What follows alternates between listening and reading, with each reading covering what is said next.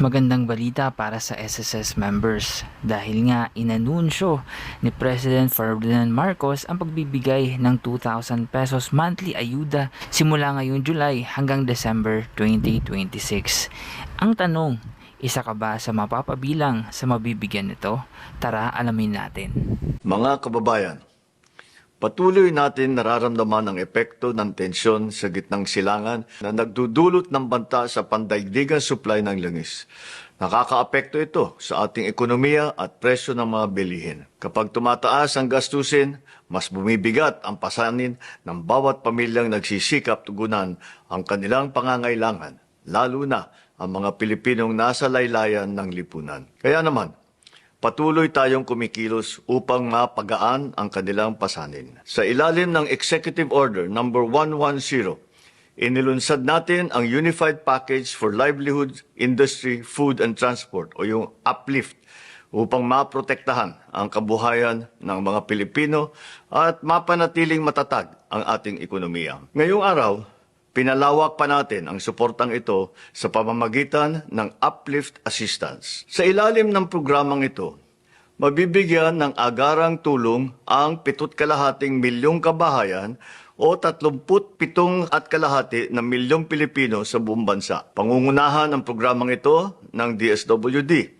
kasama ang iba pang mga ahensya ng pamahalaan. Makakatanggap ng isang beses na karagdagan tulong na hanggang 2,000 piso ang 3,5 milyong benepisyaryo ng Pantawid Pamilyang Pilipino Program o 4Ps at yung Walang Gutom Program. Palalawakin din natin ang ating suporta para sa 2,5 milyong mahihirap at yung malapit nang maging mahirap ng kabahayang natutukoy sa 2024 Community-Based Monitoring System o CBMS. Gayon din ang 1,5 milyong manggagawa at kanilang mga pamilya na may mababang kita na nakampirma sa talaan ng Social Security System. Sila ay makakatanggap ng 2,000 piso kada buwan simula ngayong Hulyo hanggang sa Disyembre. Layunin ng Uplift Assistance na mapangalagaan ang kakayahan ng mga pamilyang Pilipino na matustusan ang kanilang pang-araw-araw na pangangailangan. Kasabay nito, pinalawak natin ang saklaw na tulong upang mas maraming Pilipino ang makinabang sa programa. Titiyakin ng pamahalaan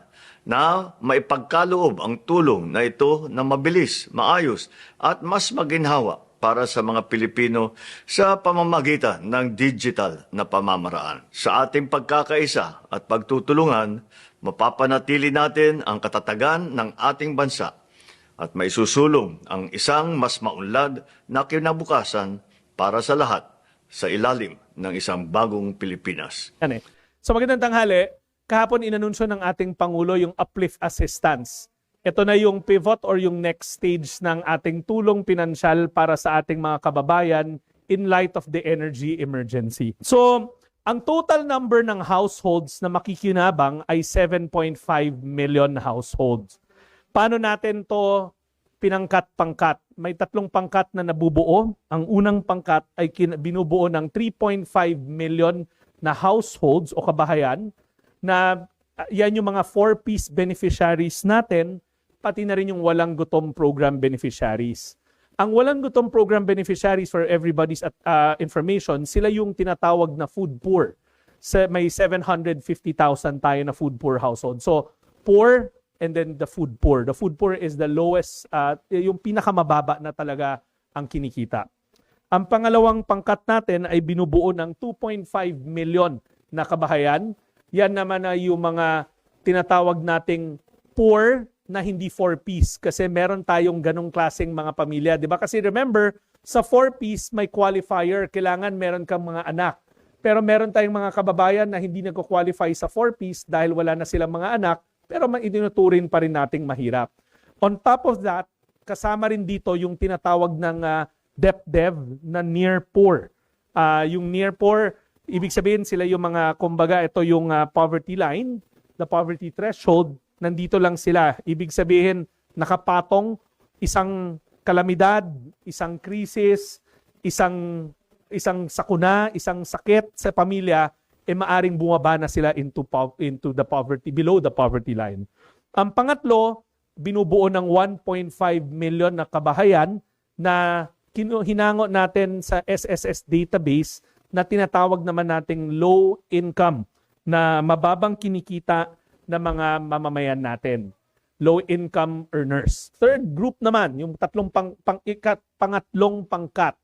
Ito yung 1.5 na mga manggagawa at ang kanilang mga pamilya na mababa ang kinikita.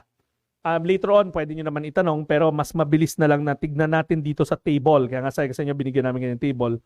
Una, kinuha namin sila mula sa CBMS ulit, ipinasa sa SSS to cross-check. Now, sa SSS, ang naging alituntunin nila, dapat yung monthly salary credit ay 20,000 pesos pababa. So, this is minimum wage, actually. Nakapag-contribute ng once man lang in the past year. At meron silang disbursement account na naka-enroll sa SSS nung as of April 30, 2026. So, parang 2 months ago. Bakit importante yun? Kasi doon nga natin i-credit na lang yung 2,000 pesos. Ano ba makukuha nila? 2,000 pesos kada buwan for the next 6 months. And tulad ng sinabi ko, automatic na i-credit ng SSS sa kanilang enrolled disbursement accounts. So if you can look at the difference, yung group 2 kaya may manual na first step kasi we need to validate and enroll their preferred disbursement account. E-wallet ba yan? ATM account ba yan? Basic deposit account to be exact. Now, kailan to sisimulan? Itong tatlo. Yung sa pangkat number 1, as early as Tuesday, tapos na yan kasi nasa credit lang yan. Ganon rin next week, tapos na rin yung group number 3. Yung group number 2, sisimulan na natin yung manual payout at validation and enrollment ng kanilang mga digital accounts starting next week also. Nationwide, tatakbo yan. Ang goal natin, matapos ang malaking porsyento or almost all of this by the end of month of July. Yun ang mandato ng ating Pangulo.